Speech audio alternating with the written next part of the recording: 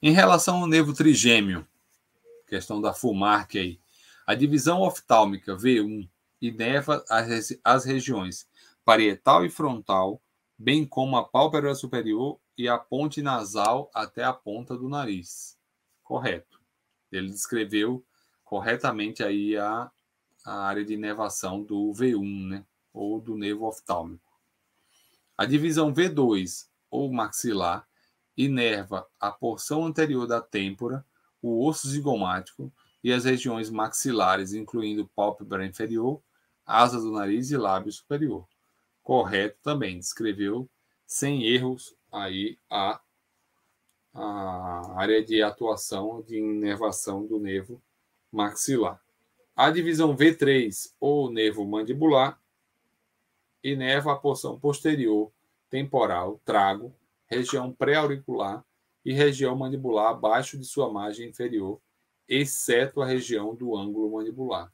Perfeito. Então, a alternativa correta vai ser a descrição em que as três opções estejam corretas. Apenas as afirmativas 1, 2 e 3 estão corretas. Letra D. Em relação aos nervos eferentes somáticos motores, analise as afirmativas. O sétimo par craniano, ou nervo facial, contém fibras motoras somáticas que inervam os músculos da expressão facial. Perfeito. O nervo facial é o responsável pela inervação dos músculos da mímica da face. Então, a afirmativa 1 é correta. O quinto par craniano, ou nervo trigêmeo, contém fibras motoras somáticas que inervam o masséter, temporal, pterygoideu medial, pterygoideu lateral, milioideu, ventre anterior do digástrico, músculos tensores do palato mole e membrana timpânica. Todas essas fibras motoras são parte da divisão facial desse nervo. O décimo par craniano, ou nervo vago, contém fibras motoras somáticas que inervam a musculatura da faringe e laringe. As alternativas corretas, ao meu ver, são somente a primeira e a terceira. A segunda, sobre o trigêmeo, ele comete alguns erros porque os tensores do palato mole e a membrana timpânica não são músculos da mastigação. Então, o trigêmeo não é responsável pela inervação desses músculos aí. Então, resposta correta, as alternativas em que a gente tem, a alternativa que diga que está certa somente a primeira e a terceira opção. Letra B de bola, apenas afirmativas 1 e 3 estão corretas. Vamos lá, da própria FUMARC, 2011. E aí, é uma questãozinha que eu li, eu falei, caramba, o que eles estão querendo dizer com prótese de tratamento?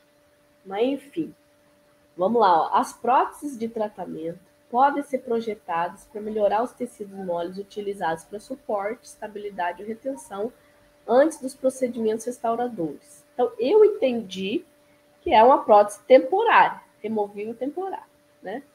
Pode ser a total, removível, né? Uma prótese de tratamento indicada para alcançar os seguintes objetivos, exceto. Então, é a mesma perguntinha da outra, ela quer saber o objetivo da prótese, né? Removível, exceto. O que acontece? Quando a gente tá... Lembra que eu falei para vocês que o paciente está com o psicológico abalado, que está extraindo os dentes, alguns são os primeiros dentes, né? Então, ao colocar uma prótese provisória, você já consegue saber se o paciente ele vai aguentar uma removível final, ou se ele vai falar assim, ai, doutor, detestei isso aqui, não quero. Você fala, ai, Jesus amado. Então, você já consegue ver se o perfil psicológico do paciente vai ser positivo para receber uma prótese removível lá na frente ou não. Atitude do paciente. Será que é um paciente colaborador ou não? Tá? Será que ele está higienizando a minha prótese ou não? Vou ter que ensinar ele a escovar, né?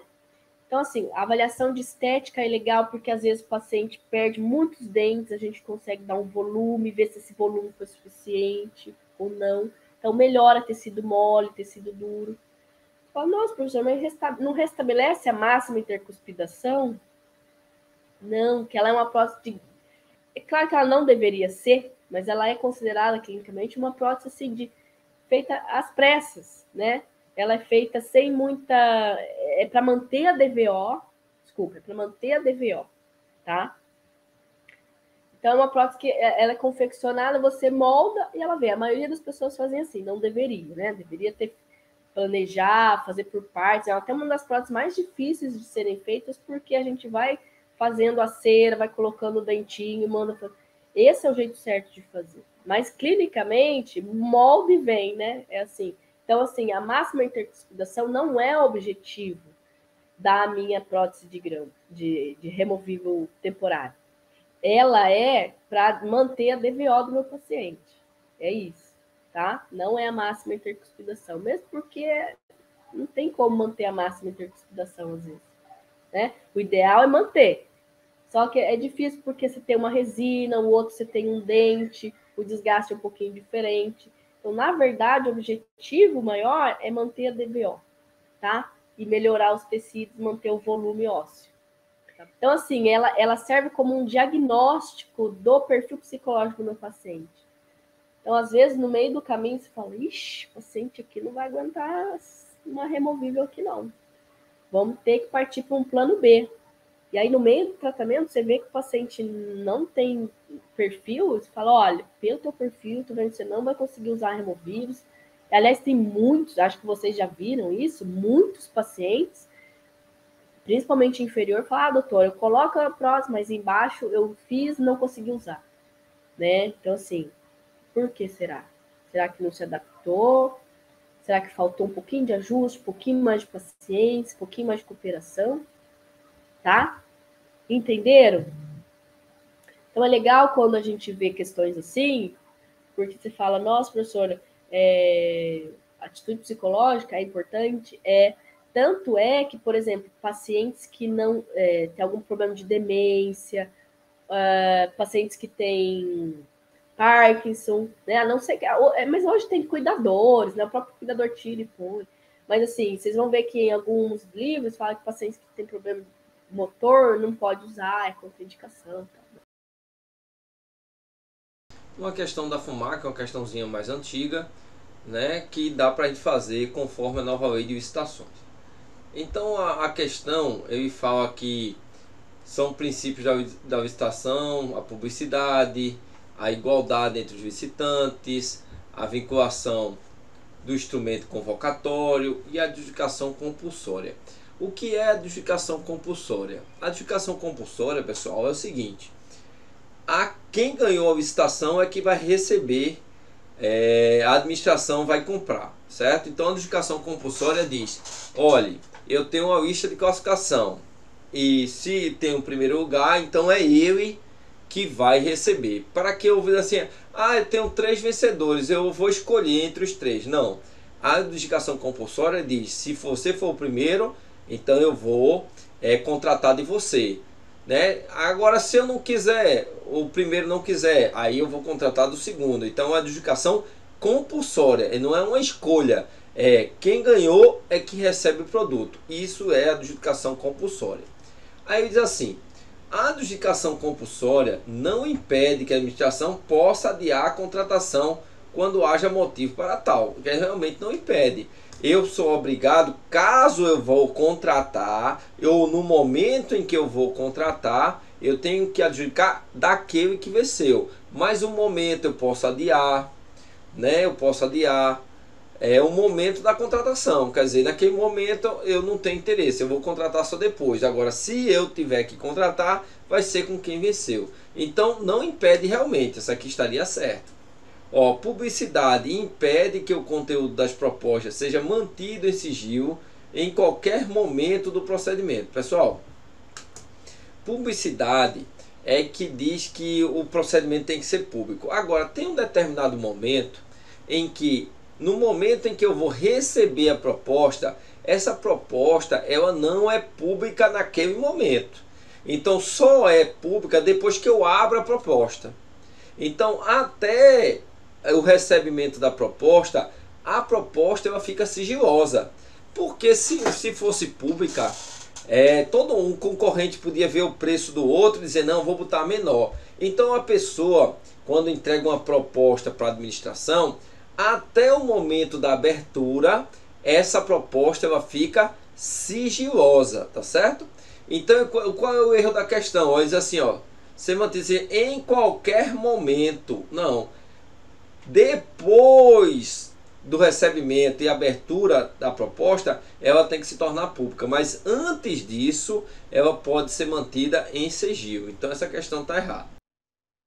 Ó, vinculação ao instrumento convocatório. Quer dizer, eu tenho que seguir aquilo que está previsto no edital. Não se aplica no julgamento das propostas. Se aplica sim, aplicando-se na etapa inicial. Então, a vinculação ao instrumento convocatório se aplica em qualquer fase do processo licitatório. Na fase inicial, na fase da análise da proposta, eu tenho que me vincular ao instrumento convocatório. Então, isso aqui está errado. Ó, igualdade entre os licitantes. Impede que a lei de licitações preveja qualquer critério de desempate? Não. Quer dizer, pode haver critério de desempate? Pode. Em caso de empate, como é que eu vou desempatar? O próprio edital vem dizendo critérios de desempate. Quer dizer, quando eu faço um edital, eu devo colocar os critérios de desempate. Isso não significa dizer que vai ferir a igualdade entre os licitantes, tá certo? Então a resposta dessa questão seria a letra A, conforme o gabarito aqui embaixo. Academia de Polícia Civil, FUMARC, Minas Gerais, 2013. É facultado ao cirurgião dentista recusar o atendimento ao paciente nas seguintes situações, exceto, em caso de urgência ou emergência, se o atendimento for direcionado a um menor ou incapaz e não for possível obter o consentimento prévio do seu responsável legal. Eu posso me recusar a atender uma urgência ou emergência de um menor de idade só porque o responsável dele não está? Eu acho que não, né? Mas vamos ver as demais. B. Durante o tratamento, quando constatado fatos que, a critério do profissional, prejudiquem o bom relacionamento com o paciente ou o pleno desempenho profissional. Tá tranquilo, pessoal. Isso eu posso mesmo, lembra? Se eu for assediado, se o paciente não colabora com a escovação, tá bom? Durante o tratamento, quando existir disposição estatutária, regimental de instituição pública ou privada, que limite a escolha dos meios serem postos em prática para o estabelecimento de diagnóstico e para a execução do tratamento. Pô, eu preciso de uma radiografia. O pessoal vai lá e fala, você não pode fazer a radiografia. Eu vou continuar a fazer o tratamento dele? Não, pessoal. Não sou obrigado a continuar. Eu posso parar o atendimento justamente por conta dessa situação. Em caso de perícia, quando a parte for paciente, ex-paciente, qualquer pessoa que tenha ou teve relação social, afetiva, comercial, administrativa, capaz de comprometer o caráter de imparcialidade do ato pericial ou da auditagem. Exato, eu não posso exercer a auditagem aí. Eu não posso periciar aí. Por quê, pessoal? Porque isso pode comprometer a minha situação. Pode comprometer a situação de imparcialidade do processo. Então, nesse caso aqui, a alternativa correta, a alternativa A, de amelogênese. Em caso de urgência ou emergência, se o atendimento for direcionado a um menor ou incapaz e não for possível obter o consentimento prévio do seu responsável legal, eu posso me negar a atender? Não posso. A urgência, pessoal, nesse caso aqui, é maior do que a situação em que o profissional precisa da anuência do responsável legal. Outro da Academia de Polícia de Minas Gerais, 2013. Em relação ao serviço profissional em instituição pública, é correto afirmar que o cirurgião dentista não possui competência para internar e assistir paciente em hospital público e privado, sendo essa uma atribuição exclusiva dos médicos? Pessoal, nós podemos sim internar paciente em hospital. A gente fica responsável por ele, mas nós podemos sim internar, tá bom? O cirurgião dentista pode recusar-se a exercer a profissão em âmbito público, onde as condições de trabalho não sejam seguras e salubres, sem penalidades para o exercício do cargo público para o qual foi designado. Isso está correto, não é? Vamos ver a outra. O uso de formulário de instituição pública para prescrever, encaminhar ou atestar fatos verificados na clínica privada somente é permitido ao profissional concursado, possuidor de cargo na instituição que encabeça o formulário. Pessoal, o formulário só pode ser utilizado no ambiente onde você está atendendo. Se é ambiente público, é público, se é privado, é privado. Eu não posso pegar um receituário da instituição de ensino que eu dou aula e prescrever na minha clínica, ou lá na prefeitura. E o contrário também eu não posso. Então, se ele está especificando este local, eu vou utilizar o deste local, tá bom? O uso de cobrança e remuneração adicional de paciente atendido em instituição pública é permitido somente nos casos em que o paciente recebe um tratamento não disponível na instituição pública, mediante assinatura de um termo de consentimento livre esclarecido. A nossa prefeitura não fornece prótese. Então, senhor, a gente vai fazer o seguinte, vou fazer a prótese para o senhor, mas o senhor vai ter que pagar o protético. Só o custo do protético, beleza? Não, beleza. Mas não beleza mesmo. Não pode, pessoal. Não pode. Eu não posso executar um tratamento ou um procedimento com remuneração dentro do ambiente público. Isso dá justa causa. Tá bom? Então, é correto. O cirurgião dentista pode recusar-se a ser a profissão em âmbito público onde as condições de trabalho não sejam seguras e salubres, sem penalidades para o exercício de cargo público para o qual foi designado. Onde está o pormenor aqui dessa questão? O mantra é dignos, seguros e salubres. Está faltando digno. Ah, então está errado. Não, pessoal, está certo. Porque se não tem condição segura e salubre, também não é digno. Concorda comigo? Então, digno, seguro e salubre nada mais é do que um pleonasmo. Se não for seguro e não for salubre, não vai ser digno. São procedimentos de controle de infecção em odontologia. Olha a outra palavrinha ali, ó. Exceto. Todas estão corretas, menos uma. Vamos descobrir qual que está errada. Colocar instrumentos cortantes e pontiagudos em recipientes resistentes antes de eliminá-los no interior de saco plástico. Ou seja, está correto. Então, a gente vai descartar os materiais pérfuro-cortantes, que é os resíduos, né, de serviço da saúde, RSS, que a gente vai comentar na próxima aula. Esses instrumentos cortantes são classificados como grupo E, materiais pérfuro-cortantes. Tá? Então, eles vão ser colocados, sim, nessa caixa resistente e depois num saco branco. Corretíssimo. Vamos explicar isso aí na próxima aula, ok? Mas está correto. B. Descartar material contaminado em saco plástico para diminuir o contato humano. Corretíssimo. A gente coloca naquele saco plástico branco, né, leitoso, com aquele símbolo de material biológico infectante do grupo A, que a gente vai ver na próxima aula. C. Esterilizar instrumentos usando vapor sob pressão, autoclave, glutaraldeído e formaldeído. A gente acabou de ver que é proibido a esterilização química, tá? Errado. Até aqui tá certo. Usando vapor sob pressão, autoclave. Agora, glutaraldeído e formaldeído, caiu por água abaixo. E D, usar máscara para proteção das mucosas oral e nasal frente à saliva e ao sangue espalhados. Correto. Alternativa incorreta, alternativa C. Vamos para a próxima. Caiu na Polícia Civil de Minas Gerais em 2013. Em relação às soluções desinfetantes utilizadas em odontologia, é correto afirmar. Bom, pelo que a gente tem até aqui, a gente consegue matar essa questão tranquila. Vamos lá. O glutaraldeído 2% é um desinfetante considerado de eficácia intermediária? Não, a gente acabou de ver que é alto nível. Errado. Os iodóforos não apresentam propriedade surfactante e por isso são considerados agentes de limpeza e desinfecção. Para quem não sabe, o iodóforo é o famoso PVPI, né? Que é o polivinilpirrolidona iodo. Ele é um agente, não é um agente de desinfecção, ele é um agente antisséptico, ok? Já está errado aí, já. O ácido peracético é um desinfetante de superfície e imersão, considerado de alta eficácia e biodegradável quando em baixa concentração. Entretanto, possui ação corrosiva para metal de aço não nobre. A gente acabou de ver que são a descrição daqueles slides que nós falamos. Por enquanto está correta. As soluções de hipoclorito e álcool possuem boa ação sobre matéria orgânica. Opa, já para aí, né? Então, eles são inativados na presença de matéria orgânica. Errado, né?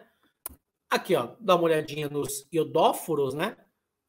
É um antisséptico, tá? Contendo iodo conjugado a um surfactante ou povidona, que apresenta um amplo espectro e, quando associado ao álcool, tem o melhor efeito de ação imediata. porém sua efetividade é reduzida na presença de tecido necrosado, sangue e secreções lentas. O iodófero é uma preparação contendo iodo, tal como um surfactante ou povidona, formando o iodo povidona. Então tá aqui, ó, ele é um antisséptico, ok? Alternativa correta, alternativa C, essa está certa. É o que nós vimos, características do ácido peracético. Então, vocês viram que, a partir do momento que vocês conhecem sobre o assunto, começa a fazer as questões, elas se tornam fáceis, elas se tornam repetitivas. E essa banca aí, ela gosta bastante de desinfetantes. Tudo bem? A experiência clínica tem demonstrado que as reações desagradáveis às soluções anestésicas podem ser minoradas, ou seja, amenizadas pelas seguintes precauções: usar agulhas afiadas, usar a maior quantidade e a mais baixa concentração de anestésico, menos tóxico, prevenir injeção intravascular pela aspiração realizada antes da injeção, sim. No caso de tendência do paciente a reagir desfavoravelmente a um tipo de anestésico local, o clínico deve escolher outro de diferente estrutura química. Então, resposta correta para minorar a reação desagradável ao anestésico local. Usar agulha afiada é importante? Sim, mas vai reduzir o risco de reação desagradável ao anestésico local? Não vai. Prevenir injeção intravascular pela aspiração realizada antes da injeção, mas não dá para aspirar, até tem que ser antes da injeção mesmo. Usar a maior quantidade e a mais baixa concentração de anestésico local menos tóxico. Eu estou em dúvida entre a letra B e C, mas eu iria de B, usar a maior quantidade de anestésico possível para minorar as seguintes precauções. A experiência clínica tem demonstrado que as reações desagradáveis às soluções anestésicas podem ser minoradas pelas seguintes precauções: agulha afiada não faz diferença, a reação tóxica, e usar a maior quantidade e a mais baixa concentração de anestésico local, menos tóxico. C. Prevenir injeção intravascular pela aspiração realizada antes da injeção. No caso de tendência ao paciente a reagir desfavoravelmente a um tipo de anestésico local, deve escolher outro de diferente estrutura química. Outro de estrutura química diferente seria éster. Todos os anestésicos são aminas, então não tem outra estrutura química diferente para sal anestésico. Resposta correta. O gabarito diz letra B, mas eu acho que a letra C é uma opção também possível no caso em questão. Então, essa alternativa, essa questão pode ter duas alternativas ou teria que ser anulada ou requerer aí um recurso, porque prevenir injeção intravascular pela aspiração realizada antes da injeção é também um recurso para reduzir aí a reação desagradável provocada pelo anestésico local. No paciente que irá se submeter à exodontia do molar 48, o terceiro molar inferior direito, deve-se realizar o bloqueio dos nervos para terceiro molar inferior direito, alveolar inferior, bucal e lingual. Onde é que está essa alternativa? Letra D, alveolar inferior, bucal e lingual.